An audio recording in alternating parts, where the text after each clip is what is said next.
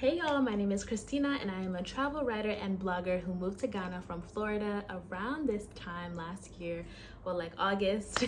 And this video is basically going to be a one-year reflection of what my time has been like so far living in Ghana, moving to Ghana, everything, just like a deep dive into what I found to be the highs and lows of my experience living in Ghana so far, the ups and downs, my likes and my dislikes, okay?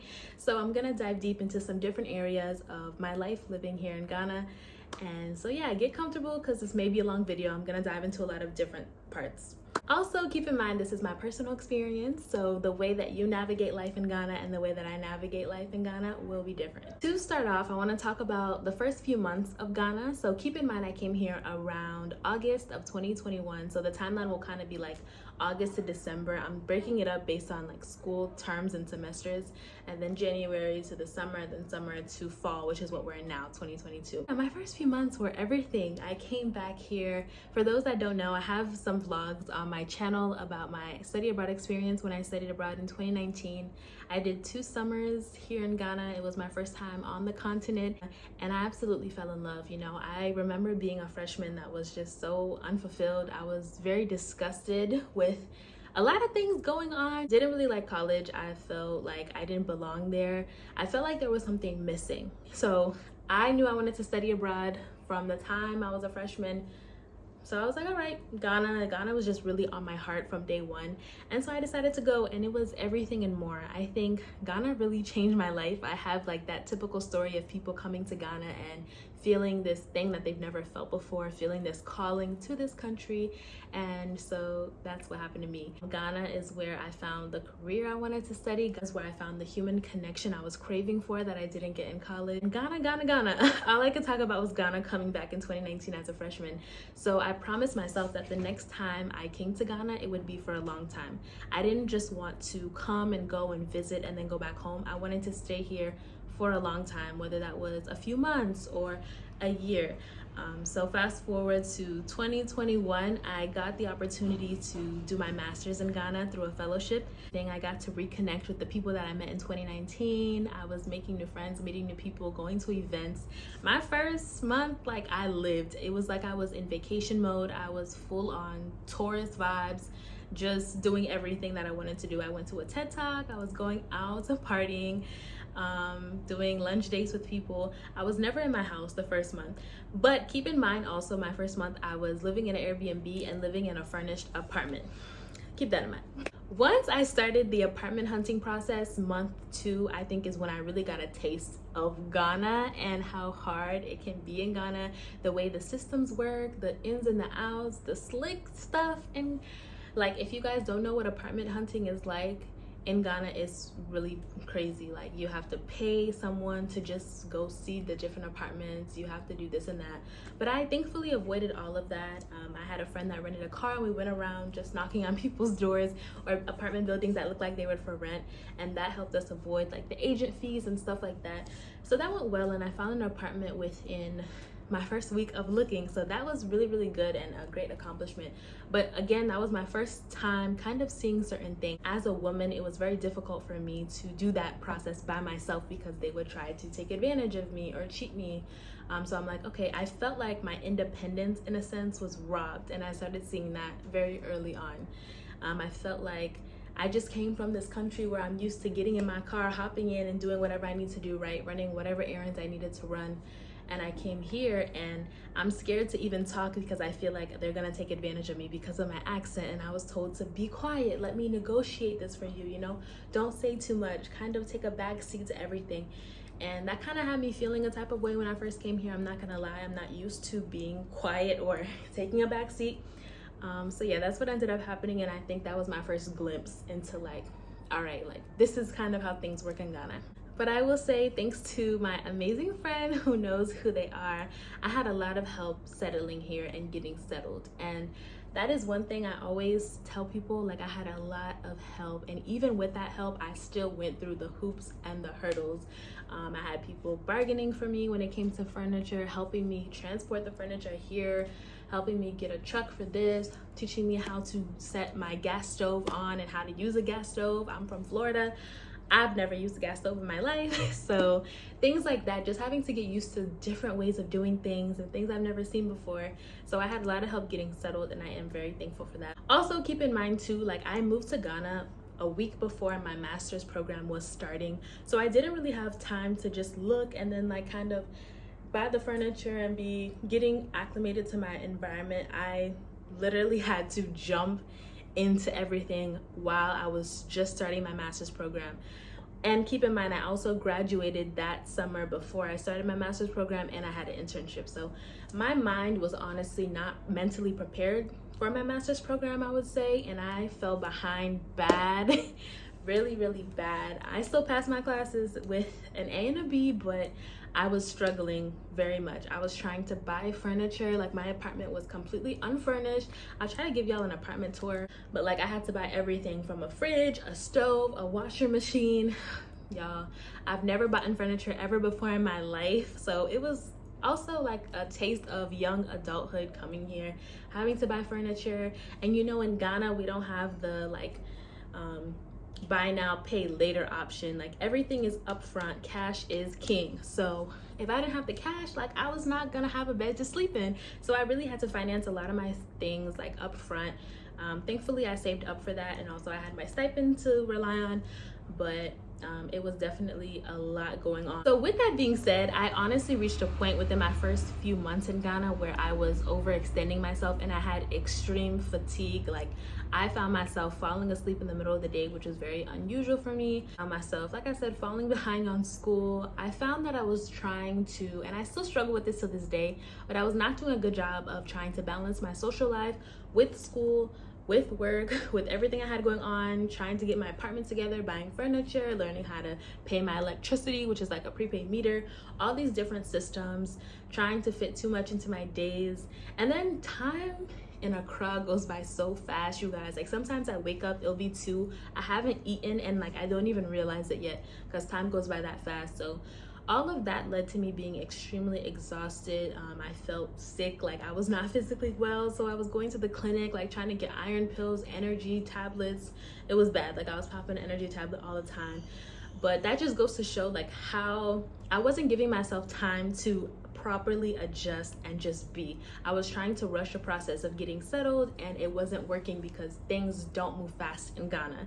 And I was trying to, you know, bring the US way of doing things to Ghana, and it caught up to me in my body. So I can say that it wasn't until November that I feel like I got fully settled. Like I would walk into my apartment and I felt like, okay, this is your home. So fast forward to December in Ghana. You know, December in Ghana is this big thing. Ghana has become a destination hotspot. And I was just not impressed. I really was not impressed at all with December in Ghana. I think I really underestimated how many people would be in Ghana for December. I believe it was like 150,000 people that were set to fly in. Y'all, keep in mind, people have their family members coming here, travelers are coming here, just everybody wants to be in Ghana because it's poppin', it's Christmas time. Christmas and New Year's is like the spot to be in Ghana, for Ghana. I was so overwhelmed, you guys. Like I heard about it and I was trying to mentally prepare myself, but as someone with a lot of anxiety, I found it to be honestly a lot. I could not leave my house. Traffic was lined up and down. For me to even leave my house to get to Osu, where like the nightlife center is in Accra, it was taking me like 2 hours. The money was like 2 times the price because it's December, and it just wasn't worth it for me.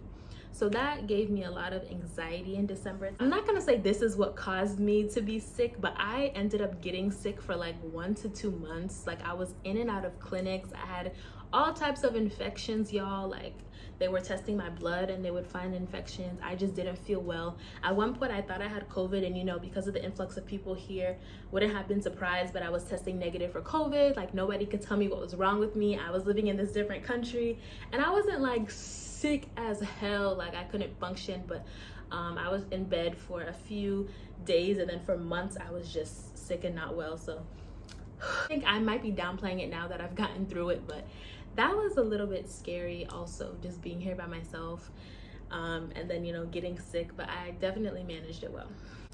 So I always tell people there is a difference between living and visiting Ghana. In 2019, when I came to Ghana, I was studying abroad, so everything was already set for me. And even if you come to visit Ghana, things are kind of set for you, besides like you having to pick your booking accommodation, your hotel, all this stuff, and making an itinerary.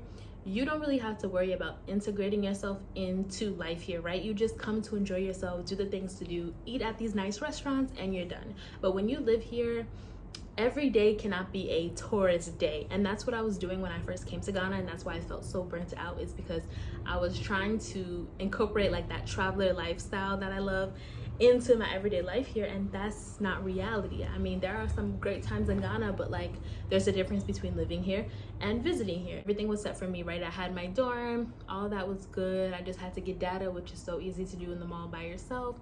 Everything was pretty much set for me. All I had to do was worry about what I was gonna do every day. Living in Ghana, you really have to, again, learn those systems and learn the way of doing things. Like, for example, paying electricity, we have a prepaid meter, so you have to download this app and then make sure that you're always checking your meter bar to, like, I could be sitting here right now, y'all, and all the lights go off because I haven't checked my electricity in a while, to be honest. So things like that, like, I'm not used to that. Like I said, the gas stove is a whole thing where you have to refill gas and then like go, and it's not even like these are the hardest things in the world, but it's just the fact that you're in Ghana, things move extremely slow, and you'll be trying to do something and you spend like half the day trying to do it because everybody's just like going through life, nothing matters. So it gets very frustrating because things that you know should not take you a bunch of time end up taking you the entire day. So you have to get used to that. You got to get used to, you know, being a woman living here on your own. There's going to be certain things that don't flow easily for you. You're going to have to go get a man for it if you want it to move easily. I am someone who does not like my time wasted, so if I can find an easier way to do something, I'm not gonna lie, I'm gonna get it done the easy way. So things like that. I thought that the amount of time I spent in Ghana the first time I was here, like the 2 months, was enough for me to kind of, not that 2 months is the longest time in the world, but I didn't spend like a week or 2 weeks here like most people do when they visit Ghana their first time. I had a whole 2 months to learn the transportation, to learn the currency, right? So I thought coming back here this time around it would be a lot easier, but it wasn't. A whole different playing field, like having to go through the process of apartment hunting and all this stuff, having to get my residency card and waiting in line, fighting to get through. All of these things have really shown me that, like, even if I do visit a country for months and months, it's really not until you go through the systems in the country that you get a really good understanding of what you're getting into. I also want to talk about how, even though I fell in love with Ghana in 2019, and when I first came back here, I loved it still, I felt like I came back to a whole new Ghana that I didn't really recognize. For one, it was super congested. When I was in Ghana, like I said, it was June, July 2019, and I know 2019 was the year of return, and from my understanding, most people did not come until like December, that time. But y'all, I came back, it was so congested, and I'm like, I was not used to this, because when I was here, I would be able to go anywhere I wanted, no traffic. I don't remember ever complaining about traffic, ever really being in traffic. There's just so many people. Like, my school is 15 minutes away from my apartment, you guys, and it takes me 45 minutes to an hour sometimes to get there because the traffic is so bad. And that's another thing that was wasting time when I first got here, and I found so frustrating. It's like, when you want to do one thing that's not at home or on the laptop and you're trying to go somewhere in Accra, it takes you forever to get it done. And so again, adjusting your schedule, not fitting too many things in there. And that's coming from someone who, like, I might have 20 things to do and I get them done back home, but in Ghana, I'm lucky if I even get 5 things done off my list. So productivity was a big thing that was killing me here. Foreigners, like, I remember when I was here, you guys, I could not go anywhere, or I could go places without ever seeing another foreigner or an American. And not saying that it's bad necessarily, but I was just very overwhelmed with like the amount of foreigners in general, like all type of foreigners from everywhere, right? The US, the UK, the Lebanese have been here, but I feel like I saw them so much more like this year. The Chinese, like everybody was just here in Ghana, and I was like, whew, okay, this is a bit much. But I was like, all right, everybody loves Ghana, cool. If you like it, I love it. I think with that, there's also, like, I get annoyed sometimes with the expat community in Accra, I'm not gonna lie, because I feel like a lot of people move to Accra or Ghana and they forget where they are, right? Like Ghana is still developing. There are people who are really having a hard time here and are suffering. I'm just gonna be plain and simple, right? So even with this current dollar exchange rate and how hard things are, if you are coming here from the US, let's say, right? Because I'm an American, I can relate. It's not necessarily your job to, make up for what's happening with the economy. But if you can make a difference in someone's life, why would you not want to? It's like you are coming in with a currency that is 10 times more that of the local community. Why are you still, charging what you're charging? Why are you still treating employees a certain way that you would not treat your employees back in the States? All of these things are things that really bother me, because I feel like people come to countries like Ghana and they kind of try to overexert their authority just because they can, right? Or they know that they can get away with it, and I think it's wrong. I've seen a couple of things that are not pleasant. Maybe I'll talk about them in another video, but yeah. I noticed that a lot of things in Accra tend to cater to foreigners, and they shut the locals out with pricing, which I think is just flat out wrong. I mean, you can tell a lot of things. I think I saw an advertisement the other day that was like the hottest new place for foreigners or expats, something along those lines, and I was just like, isn't everything these days? Like, the prices are outrageous, not to even get into the fact that some things are charged in dollars, which is absolutely ridiculous. Like, sometimes I forget that I'm even in Ghana because they just be charging in dollars. I'm like, this is not good. But that's been something that's really bothered me. It's like, sometimes I love the whole initiative behind the year of return, but sometimes I wonder how the year of return and all this influx of foreigners coming in is impacting the local community. Is it causing more harm than it is good? I'll also say, like, issues like classism and different disparities in Accra are very in your face every day, right? Not that classism does not exist anywhere else, but in Accra, in my opinion, is very in your face every single day, right? The places that you go to, you see like who's getting into certain places, who's getting shut out, different things like that. You just walk outside and the disparity is all around you. And for the type of person I am and what I want to do, it's very hard for me to see certain things and not talk about them.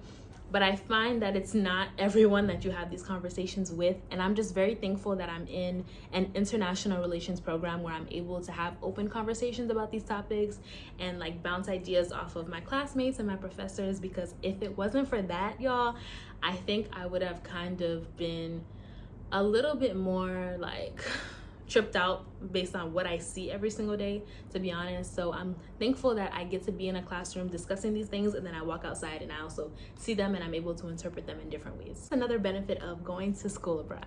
When I came back, the people were just so amazing, but I came back to a different economy, right? And even some of the friends that I met in 2019 who were a lot more willing to just chill with me and hang out and have fun, they were now working all the time just to survive. And like, your attitude is different, of course, when all your time goes towards working and then you don't even see where the money is going. So it's just hard, like, seeing people also struggle and try to make ends meet. So it's like I said, I came back to a different Ghana, a harder Ghana for a lot of people, and that was difficult at first to process. Another thing I want to talk about is money and how Accra is not cheap. Okay, listen, a lot of people love to do a little exchange rate and say, oh my God, Ghana's cheap, blah, blah, blah. Listen, do not be fooled. Accra is very expensive. I spend more money here than I do in Florida.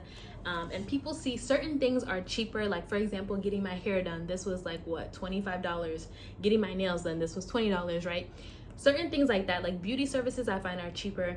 My apartment is pretty cheap. It's like $200 now. It was $300 before the currency change, you see, so now it's $200.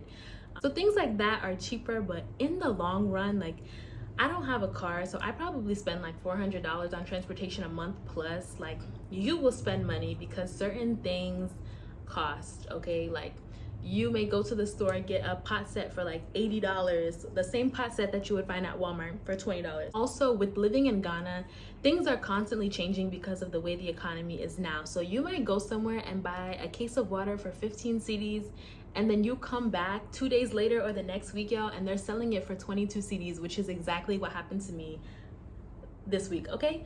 It was so crazy. Like, I was so shocked that like things never stay the same price. So it's hard to kind of develop a budget and stick with it. And I know a lot of people move abroad because, you know, their money can go longer or they're able to get the biggest bang for their buck. But in Accra, I'm telling you, it's very difficult to kind of set a schedule, at least for me, and stick with it because of the prices constantly changing. With that being said, you know, Ghana is not Accra. I love when people say that because it's so true, right? Accra is expensive, but once you venture out into like outside of the main cities are like East Legon, Cantonment, Osu, Labone.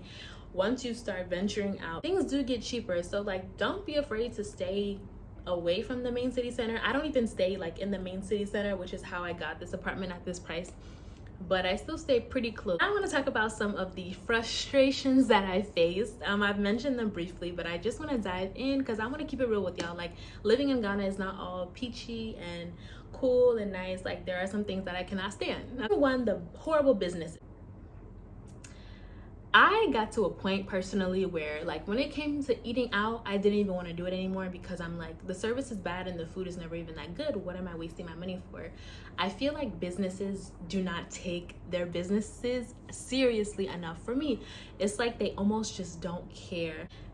And I'm gonna say this, I absolutely do not feel, especially those working in the service industry, I do not think that they should work that hard, okay? Because most of the time they're already underpaid and they're overworked. And I feel that way all around the world, not even just in Ghana, in the US as well. However, if I walk into a restaurant, why am I sitting down and I'm waiting 30 minutes for someone to serve me? Like, that is unacceptable. I feel like it's really, really bad. So that's one thing I hate, is like horrible businesses / customer service. Another thing is, I feel like a lot of businesses, once you start like going with them a lot, they almost want your loyalty. They don't want you to go anywhere else, right? Let's say I get my hair done. My hair braider is not gonna want me to go anywhere else, right? At all. Or else she'll be like WhatsApping me, where are you? When are you coming? I haven't seen you in a while. But it's also like, the closer you get to them and the more you patronize with their business, the more they try to take advantage of you sometimes. Like, I've had that happen to me so many times. You know, just because I came to you 20 times doesn't mean like on the 21st time you can just start saying whatever you want to me and get comfortable to the point where you start trying to overstep my boundaries. Like, I've had certain comments said to me that I won't go into it, but it just wasn't okay, and I had to stop going to a lot of businesses because of it. So that's another thing I don't like. The corruption, which, okay, corruption looks different everywhere, but in Ghana it comes in the form of bribery, mainly bribery. And I just feel like there's always a bribe you can give to get what you want. And you know, it works sometimes, but it is an issue. And you start to see where it's an issue when you're trying to get things done, and you know, people are passing you while you're still stuck in the same position because they know someone or they slipped them a little 50 CDs. Okay, I'm gonna keep it brief there. It talks about how the systems and processes are very inefficient. You know, things that should be able to be done on the computer or very quickly will take you like an hour, 2 hours. So now before you know it, like, your day is just getting less and less. I know a few people wanted me to talk about school and what that experience is like. And with everything I'm talking about in this video, I can break it down and make it into separate videos, of course. But with school, I feel like it is the best decision I ever made in my life. So a lot of people discourage me from coming to Ghana. You know, people just feel like, why would you leave the US to go to Ghana? And I just made a TikTok on that did really well. People are really surprised. But it's like, you know, the world is so much more than the US and the global north, okay? So me coming here has been amazing. It's been life-changing. I've been learning so much from different professors around the world. All my classmates are pretty much African for the most part, so I get to learn from them and their cultures. We have Togolese, Ivorians, Liberians. So I mean, it's amazing. It's been an amazing journey. I love my curriculum. I love what I'm learning. Everything is African centered. So 10 out of 10 recommend. I love my school and my program. Making friends. How is it making friends in Accra? We'll start with this whole staring thing. I find that a lot of people stare here, and it makes me very uncomfortable because where I'm from, people will try to fight you if you stare at them for too long. So that's definitely been an adjustment for me. So with that being said, I feel like year one coming in, it was just, especially with girls, it was a lot of this, like, and I was just very thrown off guard because I'm like, what? And I feel like it was girls my age and like middle-aged women as well.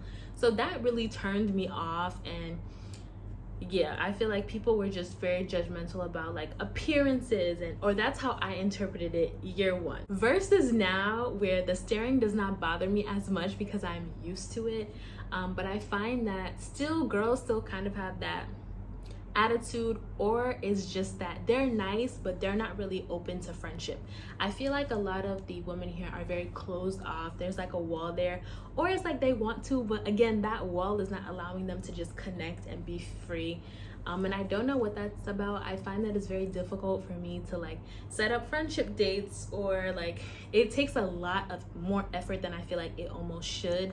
With that being said, I find the men to, most of my friends are men, sadly, and I have another friend who's a foreigner. She's from Togo, who finds the same. Like most of her friends are men, and I think that's because a lot of the men, yeah, they're trying to, you know, get in there, but like a lot of them are just chill to talk to, and it's really easy to talk to them. It's like I'll be sitting in a cafe, I have a full-blown conversation with the man about like whatever, and it's just chill vibes, and they're like, you want to hang out, we go out to lunch, and it's just easy to get them to do things, right? Whereas with women, it's just hard, and it sucks because I would love more women friends in Accra, so hit me up if you're down, but I find it very difficult. With all that being said, I will take some accountability in saying a lot of my past hurt in my friendships made it very difficult for me to open up and connect with people here. I found that I also was, because of my experience with women here kind of putting up a wall, I found and realized that I also had that same wall where like when people meet me, they think I'm very bubbly and open, but like you really won't get to know me for real. So I had to get rid of that, and so, you know, interacting with them helped me to see that in me as well, which helps me in breaking down their walls too, but it's also exhausting. So I also didn't want to put out that same energy. So now I'm a lot more open when people introduce me to other people, and, you know, just meeting people in general. I found my first year, a lot of people would introduce me to their friends, and I would wonder why things were just not clicking, or I just wasn't feeling it. And it's because I honestly wasn't being open to those friendships. And I was very hard on myself about that. And I had to do the self-work, okay? But I mean, fast forward to now, year two, I came back, you guys. I was in the States this summer. I came back and I met so many people already, just by being open, just by walking up to people, talking to them, letting people talk to me, and just being open, right? Having the conversations, and it's been going amazing. So growth. What do I love about living in Ghana? There are definitely a few things I really love about living. Number one, I wake up every day so excited for what's to come. Like I love getting out the door, whereas when I'm back home, I don't feel that way, right? I mostly just work or go to school.